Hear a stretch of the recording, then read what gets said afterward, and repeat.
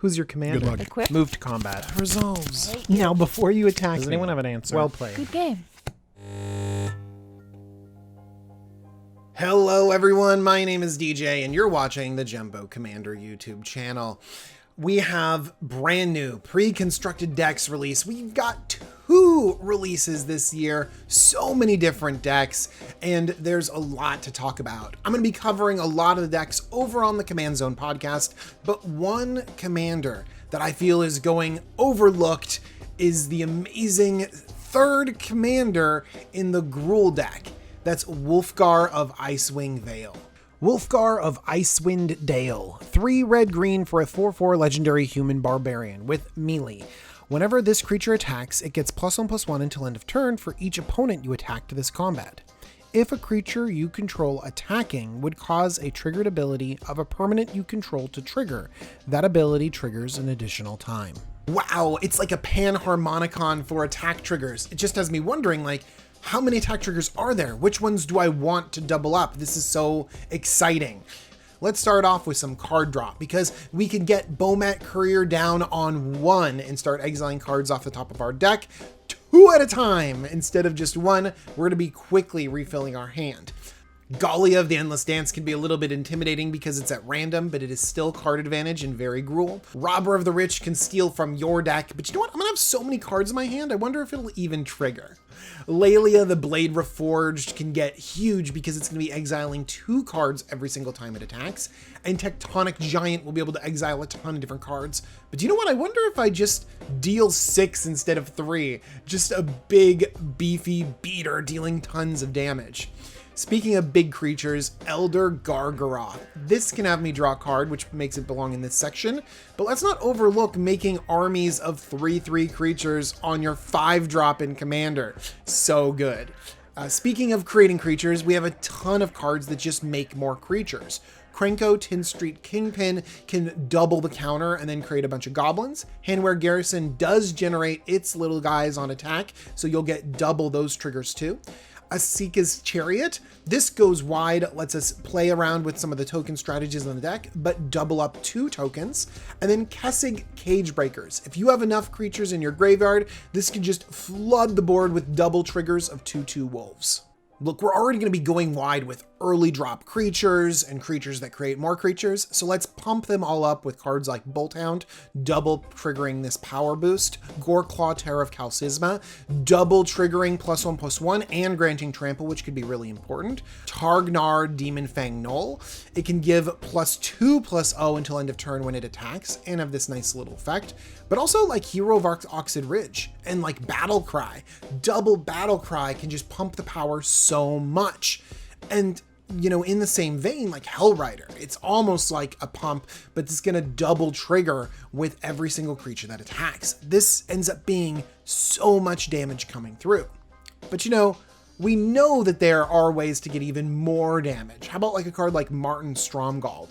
2 red for a 1/1. When it attacks, other attacking creatures get +1/+1 until end of turn for each attacking creature other than Martin Stromgald. Wow. So this just gives this a big pumping boost to everything. And we know that this effect exists really strongly in green with like Pathbreaker Ibex. You know, when it attacks, creatures gain +X/+X until end of turn, where X is the greatest power of creatures you control. This is going to trigger twice, and so it's going to pump and then pump again based off of that other pump. It is so good. And we are going to have some powerful creatures on the battlefield. Sir Farron of Henchhammer is going to attack and then get another boost for attacking. Same thing with Rubble Belt Rioters or Tuva Bearclaw, giving this double pump, making a single early drop creature really relevant. But I think my favorite creature that gets bigger with attacks is got to be Raging Ravine. It fits in the colors and gets 2 +1/+1 counters with every swing. There are a few more creatures that get really big really fast. It's a Colonian Hydra. So this is a 4/4, and then when it attacks, it'll get 2 triggers, doubling up to an 8/8 and a 16/16 trample. That's like the first time it swings. It's so great. And then also Paco Arcane Retriever. This hits a little bit harder faster because it has haste. And so if you attack, you exile cards, then exile cards again. I've seen Paco in normal games get really huge. And so if you're doubling the attack trigger, it's going to get even bigger, even faster. The downside is that those cards can't be retrieved with Paco's partner, because that's blue. Next, we have some creatures that generate some mana. Captain Lannery Storm can make us some treasure. Let's make 2 treasure. Same thing with Goldspan Dragon. Let's make 2 treasure, double up the treasure that we're making.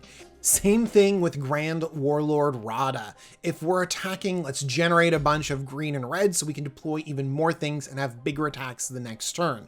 And then Druid's Repository does the same thing, but it's on an enchantment, still very cool to save up mana to use on subsequent turns. Ilharg the Razeboar is a big creature. It comes in and gets 2 triggers when it attacks. I also really like that it's going to deploy these other relevant creatures, but then also return them to your hand so you're not investing too much onto the battlefield. One thing that stinks though is that the creatures come in tapped and attacking, and you have so many creatures that want to get that attack trigger, and with Ilharg they'll miss it, but that's okay. Atali Primal Storm has an amazing attack trigger, giving you advantage from everyone's deck. Doubling that up just seems crazy. And then Inferno Titan, oftentimes it'll clear the way for your other smaller creatures to be able to get through. Dealing 6 damage spread all around, dealing its own damage, it's just going to be phenomenal. But you know, if we want to talk about big attack triggers, let's just talk about Eldrazi. Annihilator. Annihilator says whenever this creature attacks, defending player sacrifices so many permanents. So instead of Annihilator 4, you have Annihilator 8. You know, Bane of Balaged is one of the lowest Eldrazi with Annihilator, so you can play this 7-drop and attack and then make someone annihilate 4. That is a really, really relevant effect. It does make this deck a little bit more of a big mana deck rather than a curve out aggressive deck. And then of course there's some equipment that can supplement your creatures, because some equipment will grant the creature attack abilities. Like Sword of the Animist is great. Whenever it attacks, you fetch a land on the battlefield. Now you're fetching 2 lands, it's spectacular. Mage Slayer. When it attacks, it deals damage equal to its power to defending player. Just imagine that. You attack with one of these big power pumping creatures, and then you deal damage to the player, and they still have to deal with your attacking creature. So good. And then if you're building a deck that's going wide rather than going tall, you can run a card like Sigiled Sword of Valoran, giving your creatures a little bit more power boost to get through, but also creating 2 2/2 knights. That's some great creature creation. Now, how are we going to help supplement this deck, make it a little bit better, have it synergize rather than just a bunch of creatures that attack? Well, you can have a bunch of creatures that attack twice.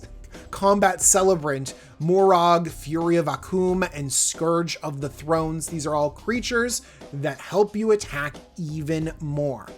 Now, there are some really interesting rules interactions, especially with things like Exert and things like Scourge of the Throne, which has this interesting attack trigger to give you an extra turn. One thing that is promising about Exert, it comes from an article from the release of Hour of Devastation when Exert was kind of expanded by Mark Rosewater. It says right here, first, there are creatures with activated abilities with Exert instead of being an attack trigger. These creatures exert themselves. So that's describing a new way of looking at Oasis Ritualist, but it actually said that instead of being an attack trigger, which has me thinking Exert on some of these creatures is an attack trigger. I'm hopeful, but we'll see what ends up happening. Nevertheless, extra combat is great. Aggravated Assault, Relentless Assault, all of the assaults belong in this deck. But of course, we need more levels of support, not just creatures attacking and attacking twice. We're going to be committing a lot of creatures to the battlefield, and we don't want to lose the game to a single board wipe. So it is so important to run cards like Heroic Intervention or Wrap in Vigor. Protect your board so that everything that you've worked to build up sticks around. Also, if you're facing a lot of single target removal, Asceticism could be really strong. You play it, you protect from removal, but also you keep up that regeneration once you have a really strong board. And then if you're playing against a certain meta and you really need to counter, that board wipe, you need to counter when your opponents tried to Cyclonic Rift you and put you back really far. Tybalt's Trickery. Sometimes it doesn't matter what they have, you just need to make sure that you keep your board intact. And then Rhythm of the Wild, if you find that someone's always just countering your commander, and then you're just a kind of boring attacking deck, well, let's make sure that they can't be countered. And then finally, a card like the Great Henge.